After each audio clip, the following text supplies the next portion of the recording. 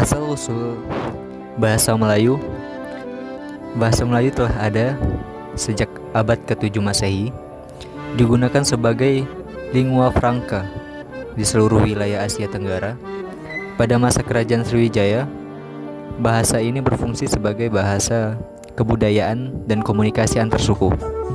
Melalui perdagangan dan penyebaran agama Islam, bahasa Melayu semakin dikenal dan diterima oleh masyarakat Nusantara sebagai bahasa perhubungan yang tidak mengenal tingkat tutur, sehingga memudahkan interaksi antar berbagai etnis dan budaya. Penyebaran bahasa Melayu di Nusantara.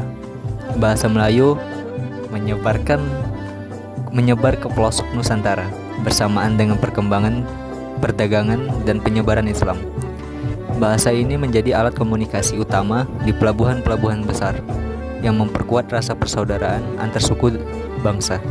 Dengan demikian, bahasa Melayu tidak hanya berfungsi sebagai alat komunikasi, tetapi juga sebagai simbol identitas budaya yang menyatukan berbagai kelompok.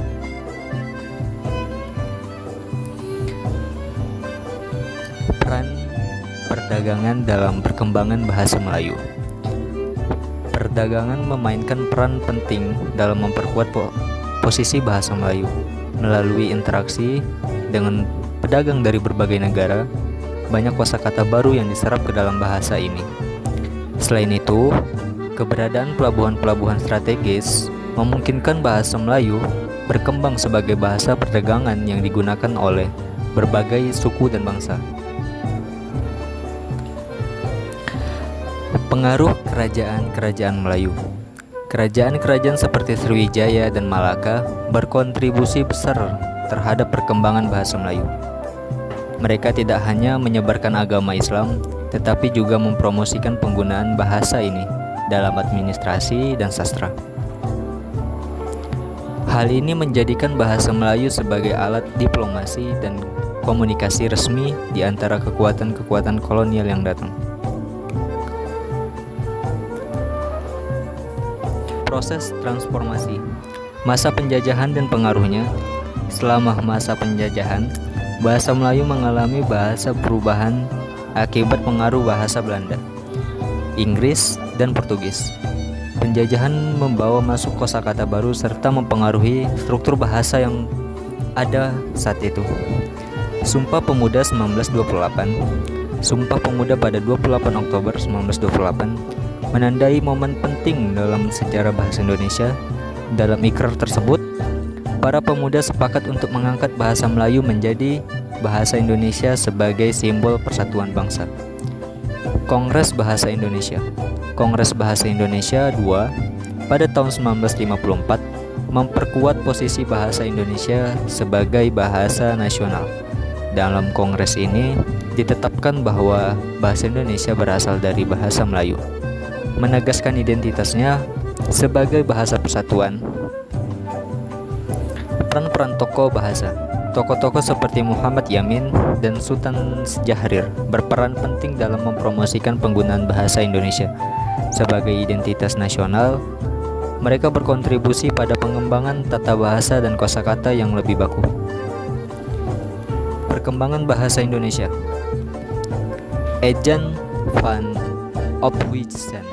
Ejaan van Ophuijsen diperkenalkan pada awal abad ke-20 untuk menyederhanakan ejaan bahasa Indonesia dengan mengadopsi banyak unsur dari ejaan Belanda. Sedangkan ejaan Swewandi muncul setelah kemerdekaan Indonesia untuk menyesuaikan dengan perkembangan bahasa yang lebih modern. Kemudian ada Puibi.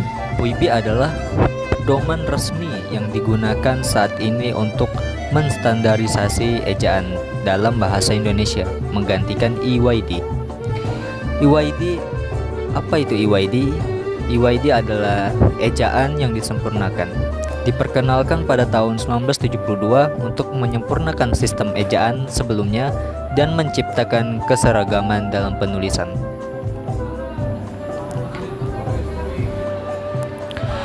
Perbandingan bahasa. Contoh kata-kata Melayu versus Indonesia. Melayu itu kereta, sedangkan di Indonesia kita menyebutnya sebagai mobil. Itu sebutan untuk kendaraan. Kemudian ada kata-kata yang lain yaitu Melayu makanan, sedangkan Indonesia makanan. Sama, tetapi konteks penggunaannya bisa berbeda. Dan yang ketiga, Melayu itu ada kata bilik, dan Indonesia itu ada kata kamar. Itu dimaksudkan dalam ruangan di dalam rumah. Yang keempat itu ada Melayu cermin mata, Indonesia kacamata. Itu sebagai alat bantu penglihatan. Kemudian perbandingan bahasa, pengaruh bahasa asing. Bahasa Indonesia banyak dipengaruhi oleh bahasa Belanda, Inggris, dan bahasa daerah lainnya. Contoh, kata kantor berasal dari Belanda, kantor. Sedangkan dalam bahasa Melayu, Malaysia tetap menggunakan istilah pejabat. Kemudian ada perbedaan dengan bahasa Melayu Malaysia. Bahasa Melayu di Malaysia lebih banyak dipengaruhi oleh bahasa Inggris. Perbedaan dalam kosakata dan pengucapan, misalnya cap, itu di Indonesia, sedangkan Malaysia cap, sebelum ejaan disempurnakan. Kemudian ada di perkembangan modern. Bahasa Indonesia telah berkembang dengan menyerap kosakata dari lebih dari 718 bahasa daerah di Indonesia. Status bahasa Indonesia sebagai bahasa nasional memberikan pengaruh yang lebih luas dibandingkan dengan bahasa Melayu yang berstatus sebagai salah satu bahasa daerah di Indonesia. Kesimpulan yang kita dapat itu adalah bahasa Indonesia memiliki peran penting sebagai pemersatu bangsa di tengah keragaman budaya di Indonesia. Sebagai bahasa nasional, ia tidak hanya berfungsi sebagai alat komunikasi, tetapi juga sebagai simbol identitas nasional. Generasi muda memegang peranan kunci dalam melestarikan dan mengembangkan bahasa Indonesia agar tetap relevan di era digital saat ini. Mereka diharapkan dapat menggunakan bahasa dengan baik dan benar, serta menjaga keaslian bahasa di tengah arus globalisasi. Namun, tantangan di era digital seperti penggunaan slang yang berlebihan dan dominasi bahasa asing perlu dihadapi. Penting bagi kita untuk menghargai kekayaan linguistik dan budaya yang dimiliki oleh bangsa kita melalui penggunaan bahasa Indonesia yang baik dan benar. Terima kasih.